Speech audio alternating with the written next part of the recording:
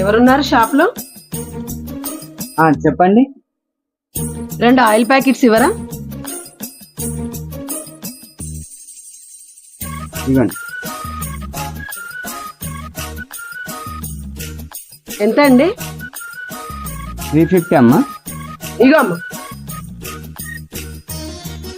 50. ఓ మెట్రా, ఏం చెప్పు బాబు. ఎంత ఇచ్చినావు అమ్మా?